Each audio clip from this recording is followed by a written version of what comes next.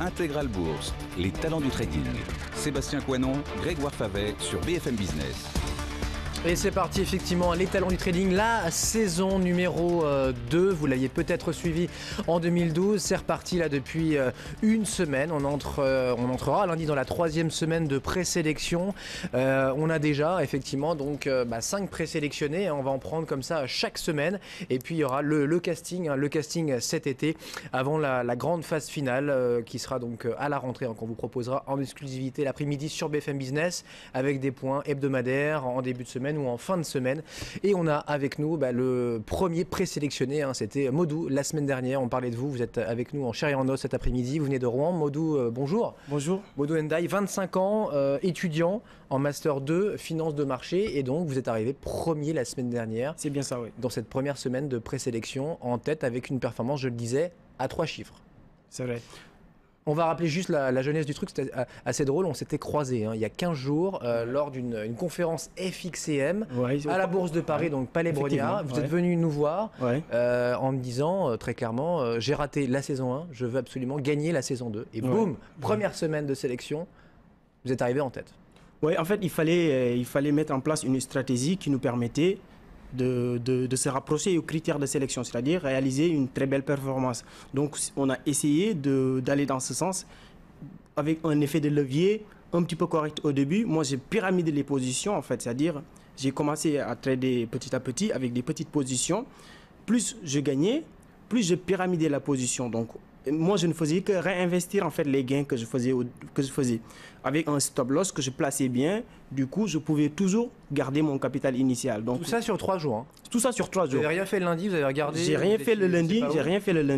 J'ai commencé à regarder. Et puis après le mardi, mercredi, vendredi, j'ai commencé à trader. Et puis ça a donné ça. Le vendredi, quand on bloque les compteurs là, en fin de matinée, vous étiez à pratiquement 130%.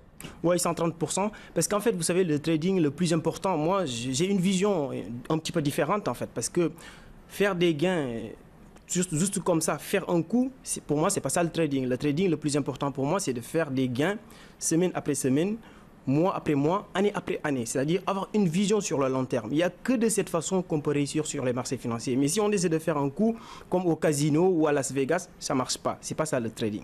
Comment on arrive comme ça, numéro 1 de la première sélection des talents du trading saison 2? Vous avez fait quoi? Vous avez un modèle? Vous avez regardé? Vous avez lu? Qu'est-ce que vous avez fait?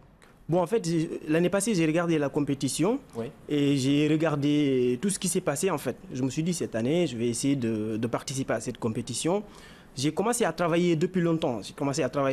Dans ce sens. Et puis après, à un certain moment, il fallait, quand la compétition a démarré, il fallait montrer qu'on est là pour gagner, qu'on n'est pas là pour jouer le second rôle. Qu'est-ce que vous aimez trader, Modou?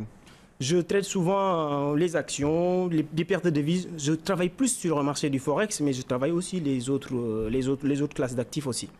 Exemple de devise alors, quand vous dites j'aime les paires de devises, c'est quoi? Par exemple, l'euro face au dollar? L'euro, contre le yen, par exemple, moi, ma performance, je l'ai fait juste avec l'euro contre le yen. Là, les 128%, c'est les 128, c'est l'euro face au yen. Voilà. J'ai vu qu'il y avait des très bonnes opportunités, il y avait des configurations techniques intéressantes. Moi, je dis, on ne change pas une équipe qui gagne. J'ai commencé avec cette paire de devises, ça marchait bien.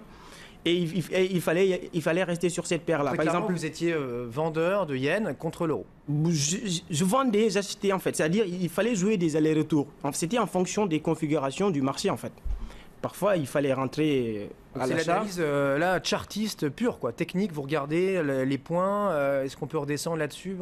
Il y a un appui J'ai une approche technique, en fait. C'est-à-dire, je suis en analyse technique pure, mais je néglige pas l'analyse fondamentale, parce que l'analyse fondamentale aussi est importante, parce qu'il faut tenir compte de la santé économique et financière des entreprises pour pouvoir trader sur les marchés. Les indicateurs économiques, tous ces éléments, c'est important. Il faut en tenir en compte. Sauf que l'analyse fondamentale, elle n'est pas assez complète. C'est une analyse qui ne tiennent pas en compte de toutes les informations, en fait. C'est-à-dire, il y a souvent sur les marchés des phénomènes de foule, la dimension psychologique, il y a tous ces éléments-là que l'analyse fondamentale ne tient pas en compte. Il y a des délits d'initiés, il faut être con pour croire qu'on a tous l'information au même moment. Donc, il y a tous ces éléments-là que l'analyse technique maintenant permet de mieux timer le marché en fait. C'est-à-dire l'analyse technique, je rentre sur des niveaux techniques, je sais où est placé mon stop. Si le marché fait n'importe quoi ou si le marché ne me donne pas raison, je sors avec une perte de quelques pips. Mais tant que le marché me donne raison, j'essaie de pyramider, essayer d'aller dans le bon sens et faire des gains.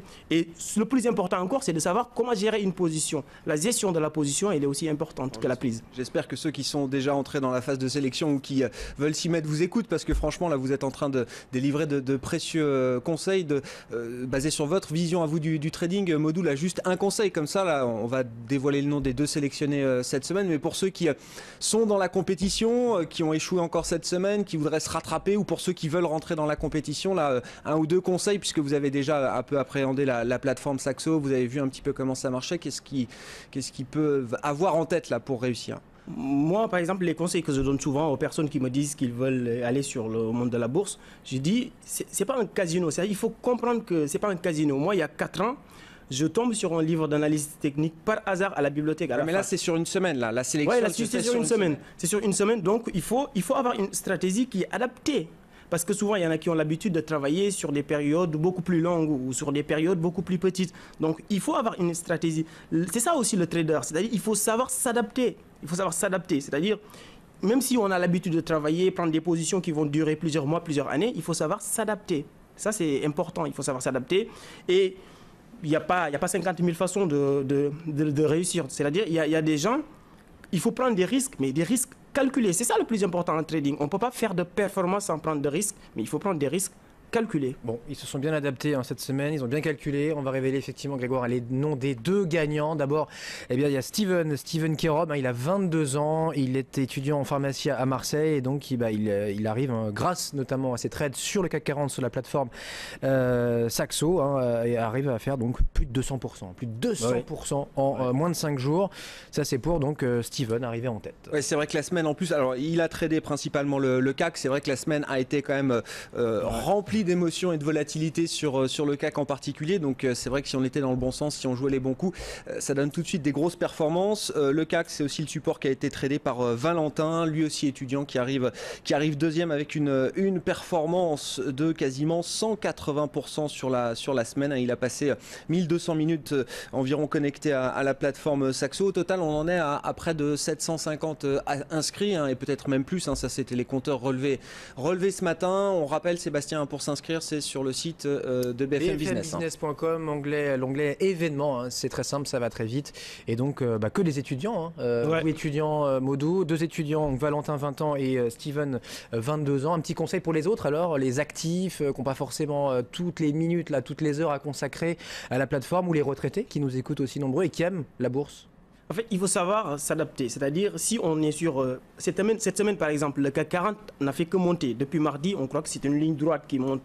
Il faut savoir s'adapter. Si on est, par exemple, sur une paire de devises ou sur une autre classe d'actifs, alors que le marché ne bouge pas, il ne fait rien, il faut savoir sortir de cette position et aller sur les positions où vraiment il y a la volatilité, on peut faire des gains. Et encore une fois, mesurer le risque et calculer le risque. Ça, c'est un conseil. Je pense que c'est ça le truc le plus important en trading. Savoir gérer le risque, attendre les meilleures opportunités. Parce que si on gère le risque, après, on a notre capital. Et lorsqu'il y aura les vraies opportunités, là, on peut y aller. Avec un risque encore beaucoup plus calculé. Merci Modou, bon retour à Rouen. Donc, merci. Modou, 25 ans et premier sélectionné pour les talents du trading saison 2. On se retrouvera pour le grand casting au mois de juin.